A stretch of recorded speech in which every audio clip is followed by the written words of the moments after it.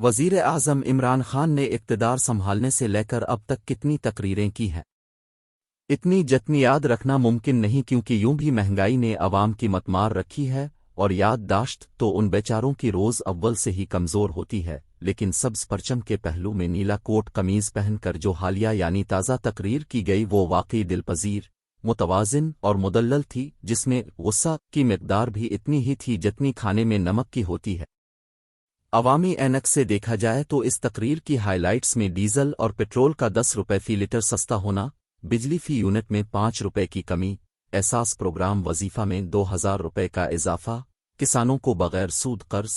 I T sector کو tax کی چھوٹ، گریجویٹس کے لیے 30,000 کی انٹرنشپ اور انڈسٹری لگانے والوں سے سوال نہ پوچھنا وغیرہ شامل ہیں۔ یہ بھرپور قسم کا پیکج عوام کے لیے تھپکی، چند خواص کے لیے تھپڑ، اکثریت کے لیے قابل تعریف ریلیف اور ایک جونک نما اقلیت کے لیے باعث تکلیف ہوگا۔ لیکن اس تاریخی پیکج کے اہم ترین پہلو ہیں چین اور روس کے ساتھ تعلقات، یعنی بیجنگ کے ساتھ سی پیک کے دوسرے مرحلہ پر اہم معاہدے، اور روس سے گندم اور گیس کی درآمد، جن کے بارے وزیر اعظم نے کہا کہ ان معاہدوں کے نتائج جلد ہی عوام کے سامنے آ جائیں گے۔ حقیقت یہ کہ روس اور چین کے ساتھ یہ معاہدے عوامی ریلیف پیکج سے بھی کہیں زیادہ اہم اور نتیجہ خیز ہوں گے، لیکن اہم اور فیصلہ کن ترین بات جس کا حوالہ عمران خان نے دیا صرف اتنی سی ہے کہ جن حکمرانوں کی دولت بیرون ملک پڑی ہو وہ کبھی آزاد خارجہ پالیسی نہیں بنا سکتے، اور مطلب یہ کہ جو آزاد خارجہ پالیسی نہیں بنا سکتے وہ عوام دوست داخلہ پالیسیز بھی نہیں بنا سکتے۔ بظاہر بات بہت معمولی ہے، خصوصاً ان لوگوں کے لیے جو اس قسم کی خودکشیانہ تھیوریوں پر یقین رکھتے ہیں کہ اگر کھاتے ہیں تو لگاتے بھی ہیں۔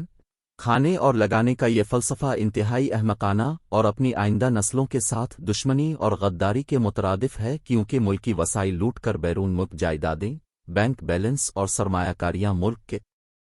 ایک ایک عضو پر ضرب کاری کے برابر ہے، جو خود مختاری پر سمجھوتوں پر ختم ہوتی ہے، اور پھر سب کچھ ہی ختم ہو جاتا ہے۔ عمران خان کو چاہیے تھا کہ اس کثیر الجہتی واردات کی تفصیلات سے عوام کو خبردار کرتا کہ کھانے اور لگانے والا معاملہ اتنا سادہ نہیں جتنی سادگی سے بیان کر دیا جاتا ہے، لیکن خیر آج نہیں تو کل صحیح۔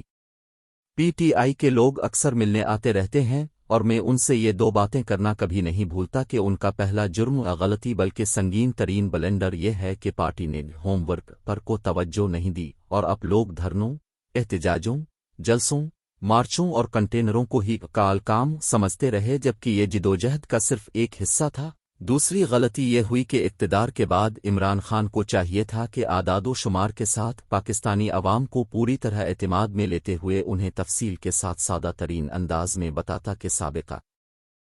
حکمران پاکستان کے ساتھ کیا کچھ کر گئے ہیں اور آج پاکستان کہاں کھڑا ہے۔ نہ صرف یہ کہ پہلی تقریر کا مرکزی خیال ہی ملک کا حال ہوتا، بلکہ اس پیغام کا فالو اپ بھی یقینی بنایا جاتا، اس بات کو مختلف انداز سے دہرایا اور ہیمر کیا جاتا، لیکن حکومت ادھر ادھر کی ہانکتی اور چور، ڈاکو، لٹیرین کی خالی خولی تکرار اور گردان کرتی رہی۔ اصل بات ابھی تک باقی یا ادھوری ہے۔ تازہ ترین تقریر میں بھی عمران خان نے چند اشارے ہی دیے ہیں جو نامکمل، ناکافی اور ادھورے ہیں۔